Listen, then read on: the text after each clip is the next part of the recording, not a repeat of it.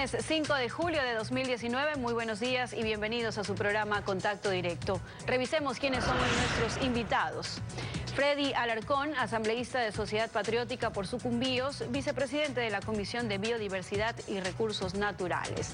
Ampliación de la zona petrolera, cuando en la consulta popular de febrero se votó en contrario para ampliar la zona intangible. Decretos y reformas legales están viabilizando la explotación en áreas prohibidas por la Constitución. Lo revisaremos. Además, nos acompañará Juan Carlos Solines, experto en telecomunicaciones y tecnología. Resolución del Arcotel, Agencia de Regulación y Control de las Telecomunicaciones, que nulita resoluciones del 2015 con las que se otorgó frecuencias de prueba y temporales de forma ilegal y permitió un monopolio de frecuencias. También estará Bernarda Ordóñez, directora de la Asociación Feminista Aequitas Equidad. Réplica a Sarah Winter, exfeminista radical que recorre el mundo dando su testimonio. Winter cree que la defensa del feminismo está siendo utilizada por grandes corporaciones a las que denomina pro aborto. Fiscalía, Contraloría y Procuraduría General del Estado piden la destitución de los jueces de la Corte Nacional, Edgar Flores y Luis Enríquez. Los jueces ordenaron que se levante la prisión preventiva que pesa sobre el exsecretario jurídico del gobierno de Rafael Correa, Alexis Mera, procesado en el caso Arroz Verde. La fiscal Diana Salazar recordó que sobre Mera pesan 2 órdenes de prisión. El Consejo de la Judicatura expuso su postura. La decisión del Tribunal Penal de la Corte Nacional de Justicia de levantar la prisión preventiva que pesaba sobre Alexis Mera, procesado por el caso Arroz Verde, tiene cola. El Contralor, la Fiscal General y un representante del Procurador acudieron hasta el Consejo de la Judicatura para presentar una queja. Dejemos primero en claro cuáles eran los motivos de esta acción. Los jueces Edgar Flores Mier y Luis Enríquez Villacreces, de forma displicente, por demás abusiva, dejaron con la palabra tanto a la fiscal general como al personal de la Procuraduría General del Estado y no permitieron que se presente de manera oral el recurso de ampliación y aclaración. No podemos permitir como Estado, como instituciones del Estado, que resoluciones y sentencias de algunos jueces sean una bofetada al rostro de la patria. Entonces, ahora sí podemos contar qué es lo que buscan con esta medida. El requerimiento de un sumario con destitución y una medida cautelar de suspensión de los 2 jueces. Pero los vocales del Consejo de la Judicatura no estaban en Quito, todos andaban por Guayaquil. Y antes de esta solicitud, se habían pronunciado sobre el fallo de los 2 jueces. Por principio de independencia judicial no podemos interferir en los fallos. El control social lo hace y lo tiene que hacer la ciudadanía. Los solicitantes dejaron en claro que no piden una revisión de la sentencia, sino una acción administrativa. Por lo pronto, la Fiscalía presentará un recurso de ampliación y aclaración al fallo de mayoría del tribunal. Y es que, dicen, no ha quedado claro cuál orden de prisión es la que se ha levantado. Porque existen 2 órdenes que pesan en contra del señor Alexis Mera. La primera, dictada el 1 de junio, que fue sustituida el día de ayer. Sin embargo, sobre aquella que fue confirmada el 19 de junio, nada dijeron. Lo cierto es que 3 entidades piden que se separen a los jueces de la polémica resolución, mientras la Judicatura anuncia una evaluación total a todos los jueces de esa corte.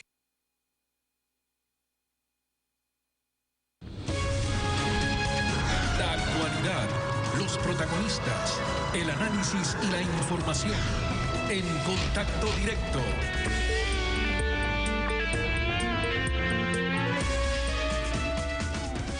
Lenin, ¿cómo estás? Buenos días. Samantha, buenos días a todos nuestros televidentes.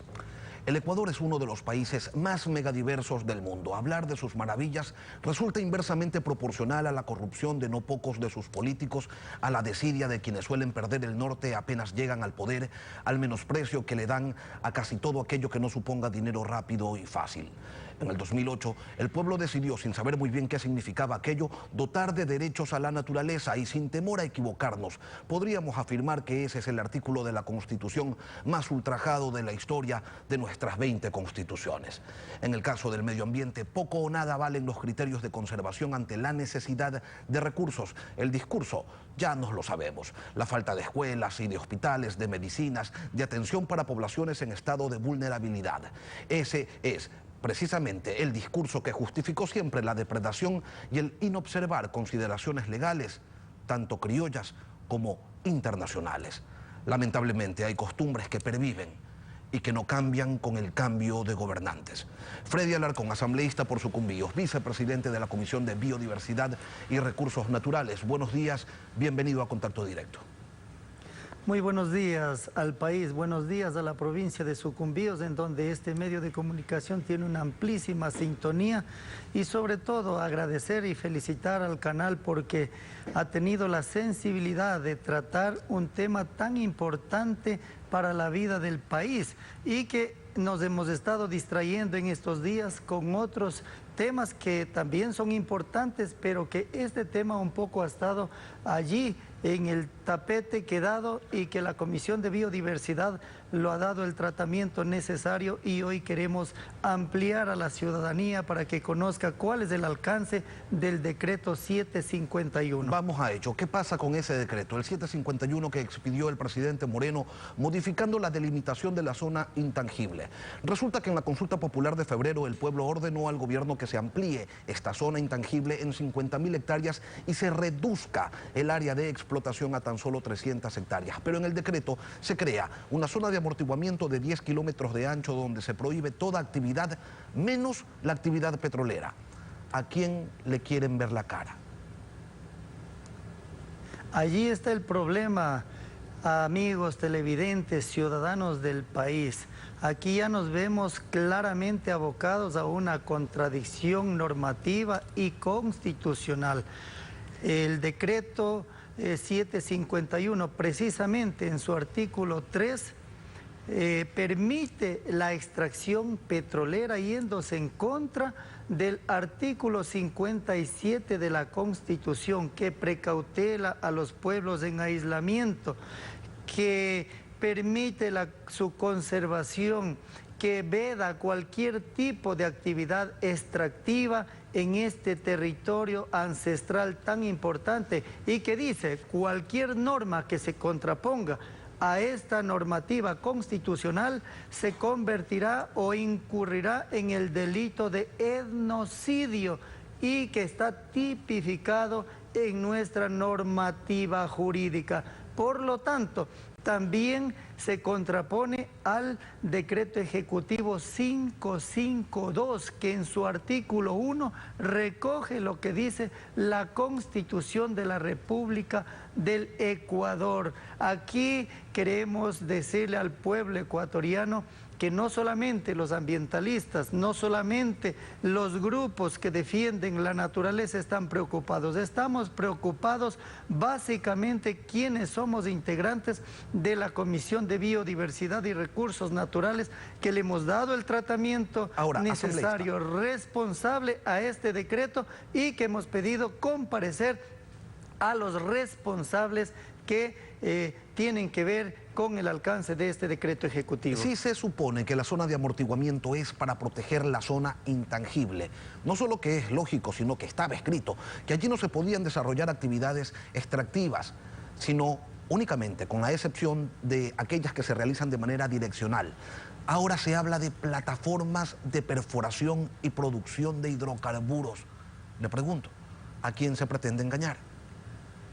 Bueno, yo creo que aquí, usted decía a quién quieren ver la cara. Yo creo que a todo el pueblo ecuatoriano, sí, a todo el pueblo ecuatoriano, porque todos sabemos, y quienes vivimos en una provincia en donde ya lleva más de 50 años de extracción petrolera, en donde nos han dejado la enfermedad, la contaminación, y poco se ha revertido los recursos para atención a estas provincias. Hoy mismo vemos que tenemos una vía en pésimo estado que está intransitable, que tenemos que dar la vuelta 12 horas por Riobamba, por Baños, por Puyo, por Napo, por Orellana para llegar a Sucumbíos, lamentablemente, y todos sabemos que al construir plataformas petroleras necesariamente tienen que construir carreteras, tienen que depredar la naturaleza, tienen que construir otras obras de infraestructura, y el problema más grande que nos vemos abocados en este caso es el tema de los pueblos Tagaeri y Taromenanes. Ellos no solamente permanecen en un solo lugar, mire que durante el territorio, dice su cosmovisión, su historia, que ellos están en constante circulación, porque en cierto tiempo de la estación anual ellos buscan alimento en un lugar, buscan cazar, buscan pescar, cosechar alimentos, y en cualquier momento se van a encontrar con los trabajadores, porque ellos circulan en forma temporal en cada cierta estación del año, y allí va a haber el problema de los enfrentamientos, y eso queremos evitar. Recuerde que en esta región, en este sector, ya hubieron muertes de enfrentamientos, hubieron personas lanceadas por los Tagaeris, Taromenanes, que son no contactados, y al tener su primer contacto, obviamente que ellos van a actuar y se van a asustar al ver gente extraña que ingresa a su territorio. Pero el 751 no es el único problema. Resulta que el reglamento al Código Orgánico Ambiental pretende establecer los procedimientos para explotar petróleo en áreas donde la Constitución lo prohíbe. Sí, es un contrasentido, parece una broma macabra, pero no lo es. Ese código se quiere burlar de la Constitución. Y sí, es verdad que eso no es raro en los políticos que tenemos, pero ¿cómo es posible que este código pretenda que con simples informes de viabilidad de la autoridad ambiental se autoricen actividades extractivas en zonas protegidas, en patrimonios forestales y en zonas intangibles, pese a que el 407 de la Constitución es clarísimo y dice que eso no se puede? Por si acaso, el decreto que contiene ese reglamento del Código Orgánico Ambiental es el 752, el que se emitió a continuación del 751 al que estábamos haciendo referencia. ¿Qué van a hacer ustedes? Mire, primero que nada nosotros lamentamos que en nuestro país haya pasado durante 10 años y siga pasando de que este país se gobierne a fuerza de decretos, a fuerza de acuerdos ministeriales, yéndose en contra de la Constitución, yéndose en contra de las normas expresamente establecidas. ¿Qué va a hacer la comisión y qué está haciendo la comisión para frenar esto?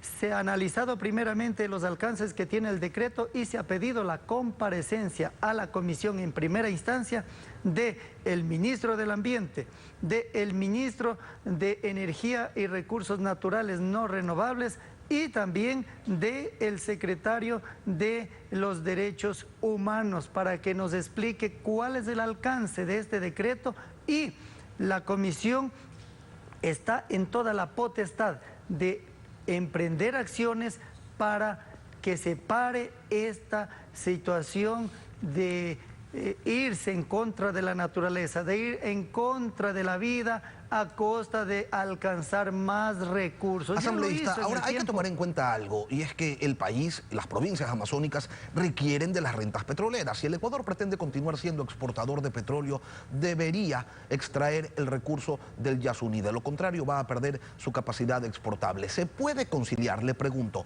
la necesidad de recursos con la necesidad de preservar el medio ambiente? Y, de no ser así, si no se explota el petróleo, entonces, ¿cuál es la opción?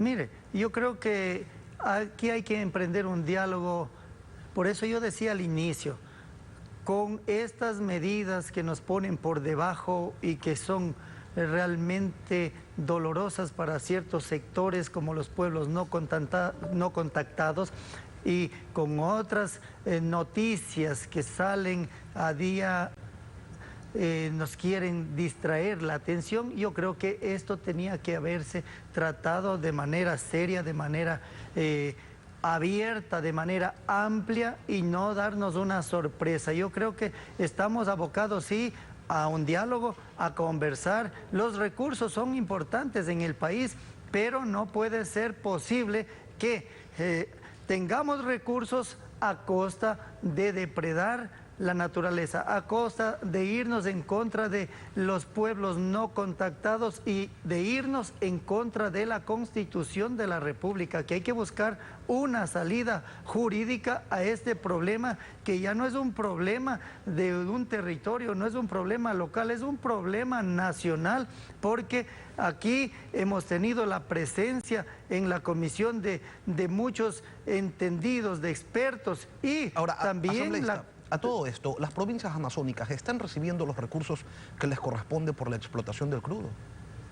Mire, nosotros dimos una ley amazónica en el año 2018, el 21 de mayo ingresó al registro oficial y lamentablemente hemos conversado con los alcaldes, con los prefectos, con los presidentes de las juntas parroquiales, hasta ahora no se le entregan los recursos por el incremento de la ley amazónica de $1 a $2 por cada barril de petróleo. Con estos recursos, lo que se pretendía y lo que pretendimos los asambleístas amazónicos es que se deje de ser las provincias más pobres del país y nosotros también tengamos buenas vías, tengamos universidad que clama la población de Sucumbíos, de Orellana. Eso es lo que pretendía y realmente le hemos llamado también al ministro de Finanzas para que nos explique por qué no se cumple lo que dice la ley amazónica. Freddy Alarcón, vicepresidente de la Comisión de Biodiversidad, gracias por venir a Contacto Directo. Muchas gracias. Y tras la pausa, Juan Carlos Solines, experto en telecomunicaciones. Resolución del Arcotel sobre frecuencias de televisión otorgadas temporalmente y de forma ilegal. ¿Qué procede ahora? Ya regresamos.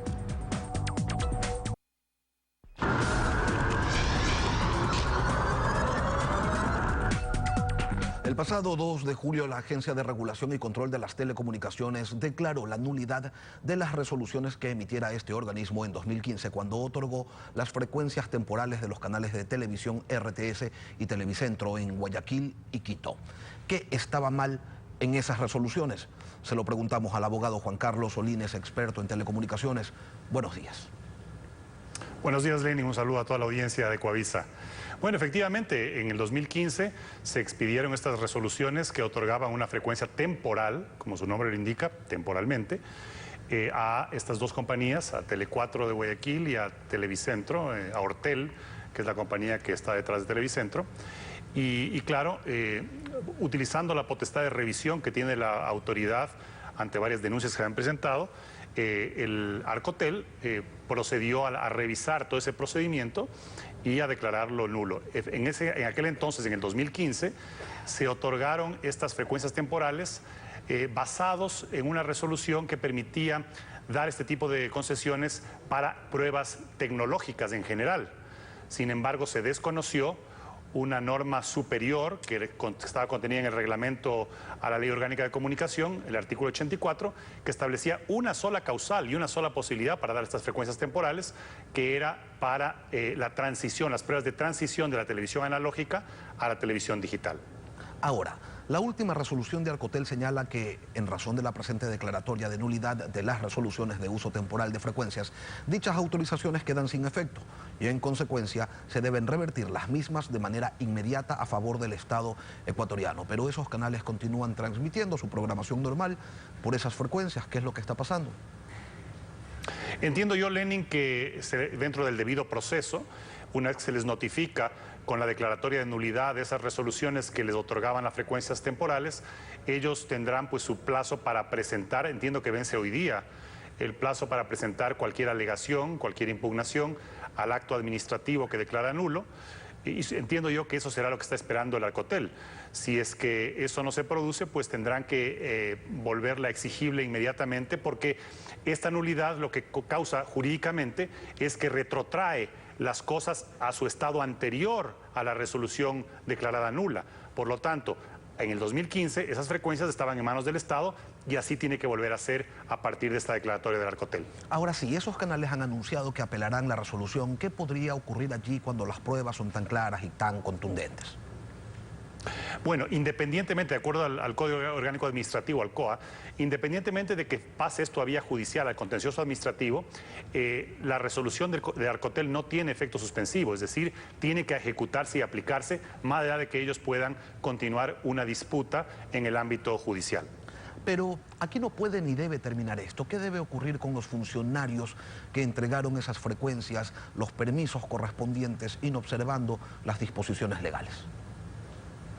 Bueno, más allá de esta resolución, yo creo que lo que nos indica esta decisión que ha tomado el regulador de telecomunicaciones es que está encauzándose nuevamente en lo que debe ser un órgano técnico de las telecomunicaciones que lamentablemente había estado totalmente politizado, manejado bajo intereses creados, y eso pues se evidenció en los últimos años cuando vimos tantos cambios de funcionarios, de directores ejecutivos en el Arcotel.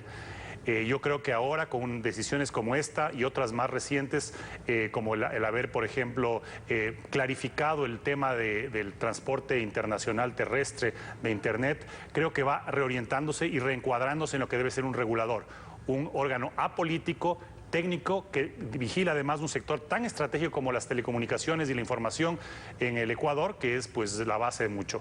En ese contexto, yo creo que ahora lo que corresponde es que esta autoridad ejerza su resolución y pueda empezar a poner orden, y la Contraloría General del Estado tendrá que revisar cuáles fueron los funcionarios que intervinieron en este procedimiento irregular que ha sido declarado nulo, porque estamos hablando, Lenin, de un recurso natural del Estado que nos pertenece a todos los ecuatorianos y que, más allá de que se verifique que sea pagado, se hizo un uso irregular de un recurso natural, y eso tiene que ser investigado por la Contraloría General del Estado para determinar responsabilidades. ¿Caben otro tipo de sanciones, multas a quienes mal utilizaron este recurso del Estado? Evidentemente. Ahora, el administrado, en este caso Ortel, Tele4, tendrán que, digamos, argumentar que el Estado les concedió y que ellos hicieron los pagos correspondientes al uso de la frecuencia. Aquí el tema es la responsabilidad de los funcionarios y autoridades que permitieron que se dé paso a esta concesión temporal irregular y que ha sido declarada nula en estos días. Usted ha señalado, se retrotrae estas resoluciones ilegales, irregulares, y se vuelve al estado original de las cosas, donde estas frecuencias le pertenecen al Estado. ¿Y qué debe hacer el Estado con ellas? ¿Un nuevo concurso quizás para resignarlas?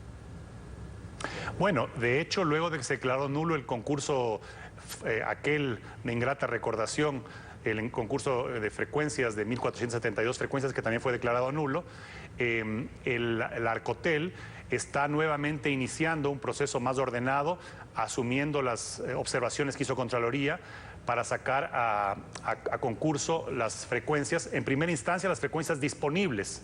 Luego habrá que ver pues otras frecuencias que no han sido renovadas y que serán pues proceso de otro concurso. Pero en todo caso se está haciendo escalonadamente. Entiendo yo que ha salido dos concursos ya están en marcha, y esperemos pues que ese sea también otro ámbito en donde se ponga orden, porque como recordarás, Lenin, en el anterior gobierno se produjo esta nueva feria de frecuencias con este concurso que también fue declarado nulo, y que pues es parte fundamental de del reordenamiento del sector de las telecomunicaciones. Y allí podría, en este eventual nuevo concurso, podría participar nuevamente el empresario centroamericano Ángel González. Se lo pregunto porque según Fundamedios él ya posee 3 canales de televisión, 11 radios, un diario. ¿Eso no es concentración?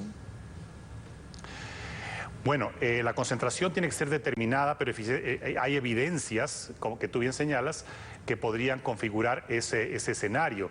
Ahora, lo importante es que hay también un informe de Contraloría con responsabilidades penales alrededor de ese concurso que fue declarado nulo, y que la Fiscalía, no conocemos exactamente cuál es el avance de la investigación.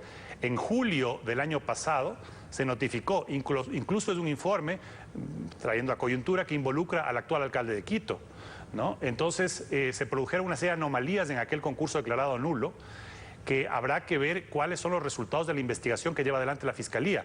En ese informe con responsabilidad penal se establecía que el grupo del empresario González había armado un conglomerado societario de empresas relacionadas que estaban postulando para varias frecuencias. Ahora, hay que distinguir, eso era una pretensión para obtener más frecuencias. Se declaró nulo ese proceso. Lo que ha sucedido esta semana es la declaratoria de nulidad de una resolución que le otorgó ya frecuencias de manera temporal. Son dos cosas distintas que involucran al mismo personaje. Pero ¿no se supone además que un extranjero no puede tener medios de comunicación en el Ecuador?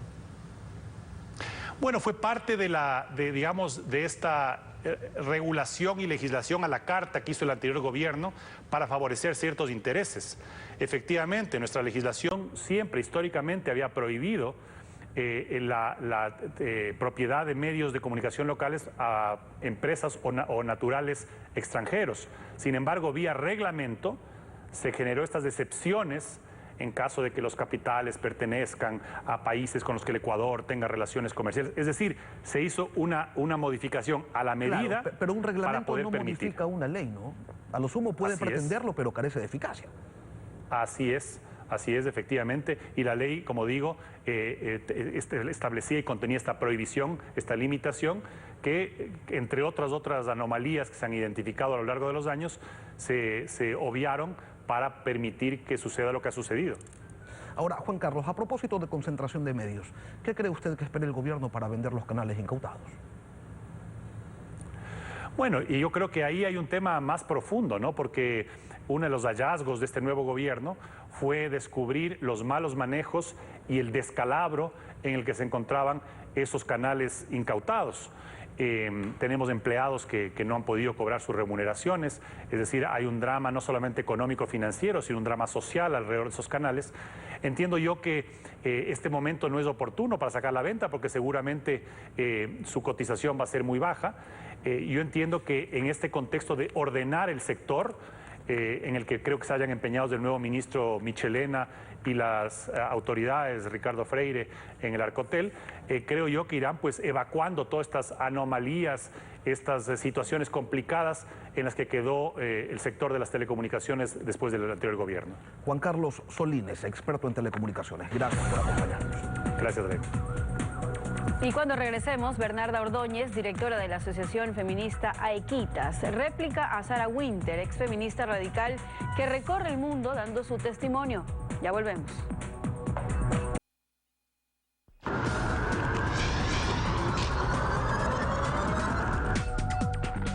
Nos acompaña la abogada Bernarda Ordóñez, directora de la Asociación Aequitas de la ciudad de Cuenca.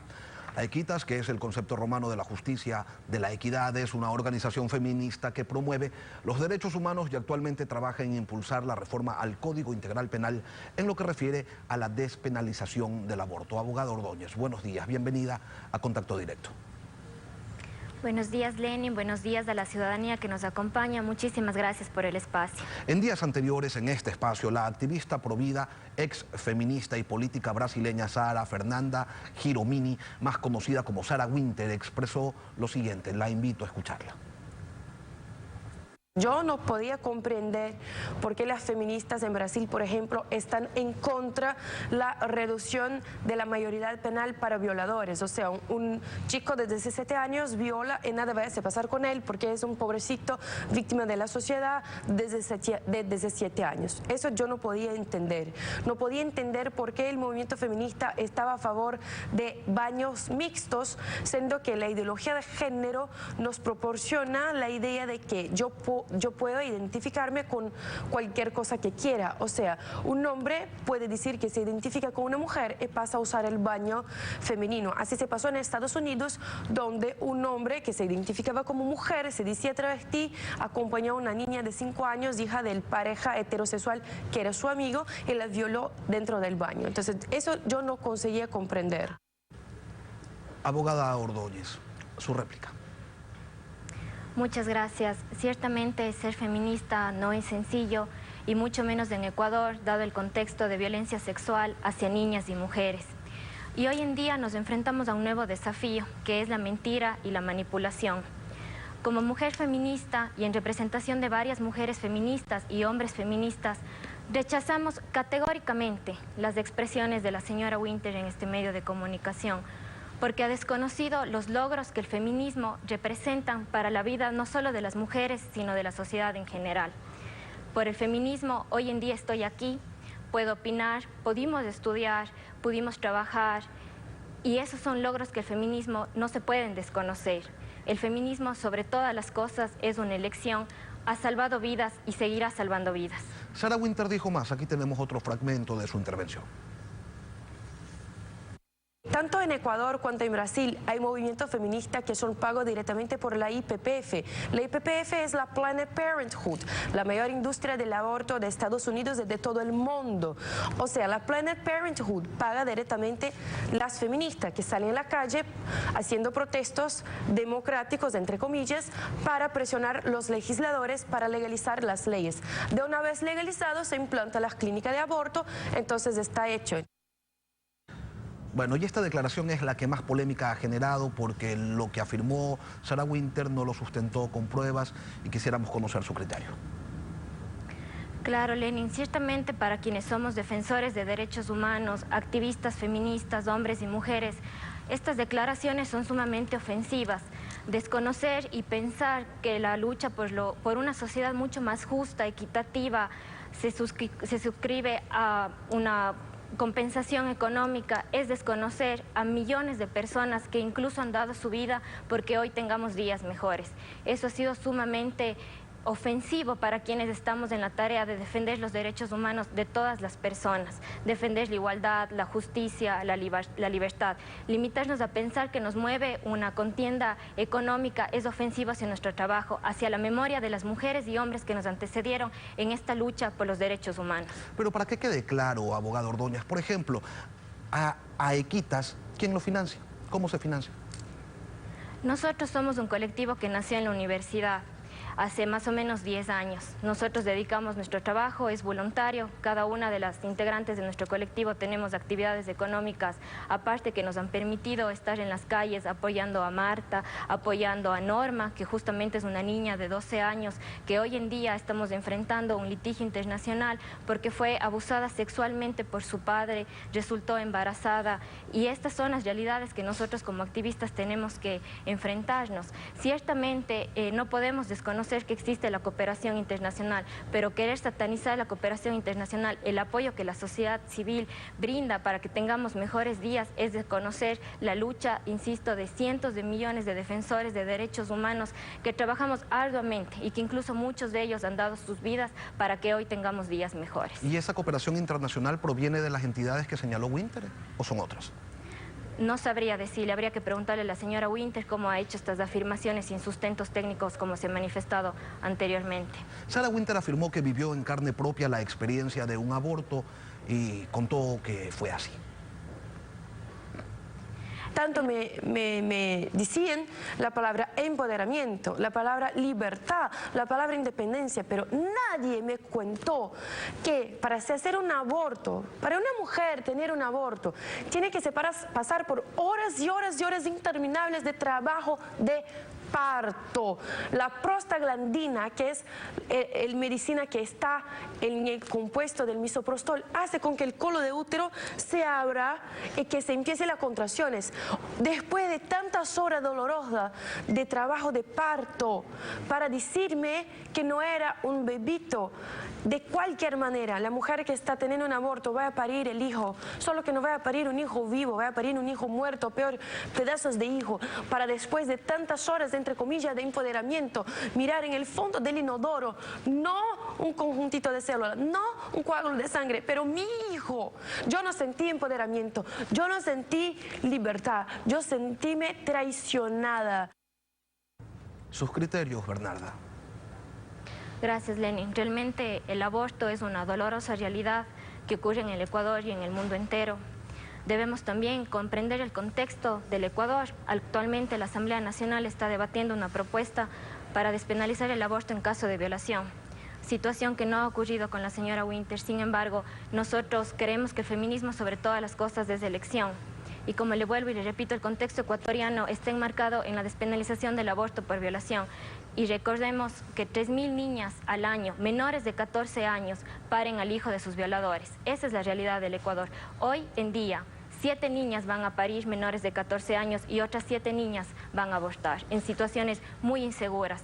Realmente el aborto es una situación que se escapa al derecho, es una realidad muy dolorosa y prohibir nunca ha sido la solución para ningún problema social. ¿Qué hacemos con el 45 de la Constitución que señala que el Estado reconocerá y garantizará la vida, incluido el cuidado y protección desde la concepción, lo cual se contrapone a los criterios de la Corte Interamericana de Derechos Humanos que señala que la denegación de la interrupción voluntaria del embarazo en determinados casos constituye una vulneración a los derechos fundamentales de las mujeres, niñas y adolescentes? Nuestra Constitución, el marco jurídico, nos señala que todos los derechos son de la misma jerarquía. Y al igual que tenemos el artículo 45, tenemos varios artículos que refuerzan la protección de las mujeres, el derecho a decidir, los derechos sexuales y reproductivos. Y además debemos recordar que 5 comités internacionales de derechos humanos han exhortado al Ecuador, incluyendo el Comité de Derechos Humanos de Protección de los Derechos del Niño, a que despenalice el aborto en casos de violación. Recordemos que la violación es un delito, es una terrible agresión hacia el cuerpo de las niñas y las mujeres. En este contexto, en el Ecuador se registran 11 violaciones diarias a mujeres. Pero ¿está la Asamblea Nacional facultada para interpretar la Constitución tomando en cuenta que el espíritu del constituyente de Montecristi fue otro? Fue decirle no al aborto, no al matrimonio igualitario,